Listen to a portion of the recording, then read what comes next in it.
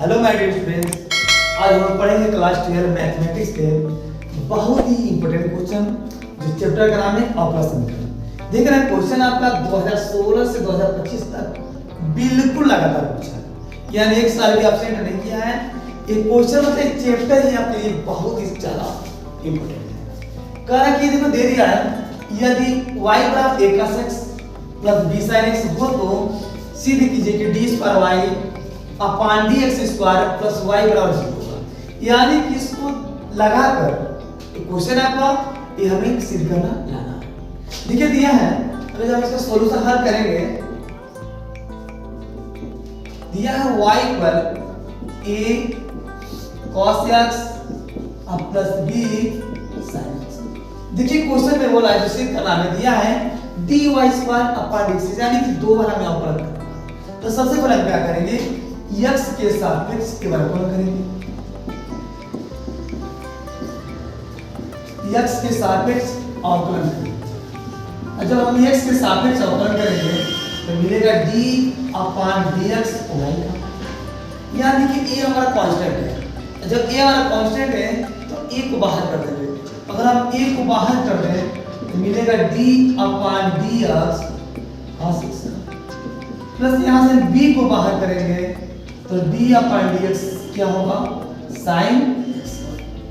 यह मिलेगा dy अपान dx बराबर a। अगर हम a को बाहर किए हैं तो देखिए cos x का अवकलन होता है माइनस sin x।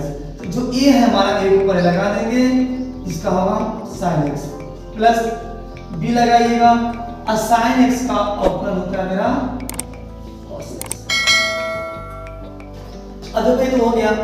फिर कह रहा है कि इसमें दो बार अवकलन कर दिए, देखिए जो प्रूफ करना है उसमें कह रहा है कि दो बार अवकलन करना है, यानी दो बार अवकलन करके सिद्ध करके लाना है। तो हम क्या कर सकते हैं, पुनः x के सापेक्ष अवकलन करेंगे।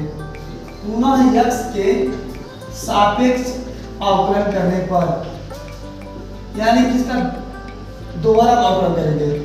पुनः तो x के सापेक्ष अवकलन करेंगे तो देखिए क्या मिलेगा हमें, d अपान dx और dy अपान dx बराबर, हम माइनस x को बाहर लेंगे, फिर मिलेगा d अपान dx sin x plus b को बाहर लेंगे तो d अपान dx किसका होगा, cos x का।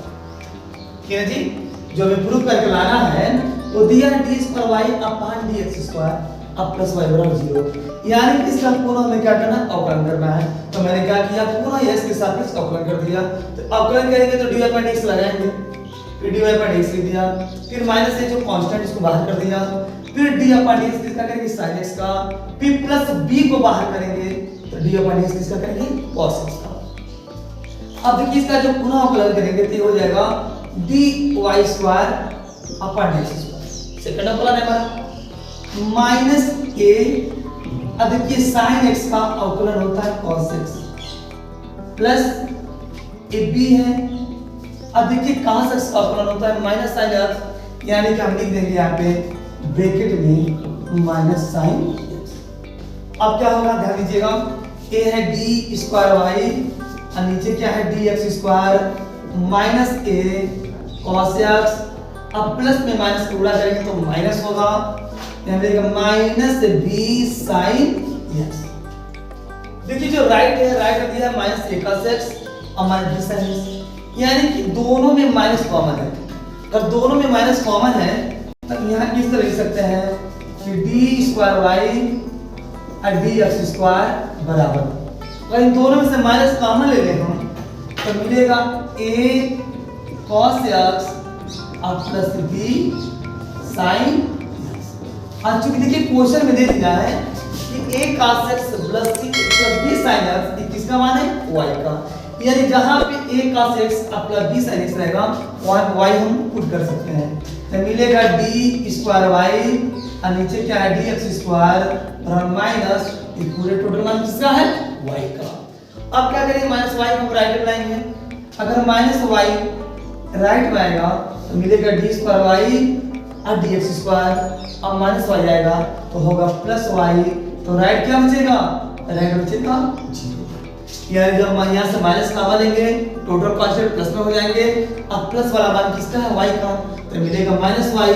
अब माइनस वाई को अगर राइट बनाएंगे तो माइनस वाई किसका कन्वर्ट हो जाएगा, प्लस वाई में। तो हमारा मिलेगा d square y upon d x square plus y equal to zero को हमें सिद्ध करके लाना है, वो भी बिल्कुल आसान तरीके से, यानी कि बिल्कुल आसान तरीके से सिद्ध लाए हैं।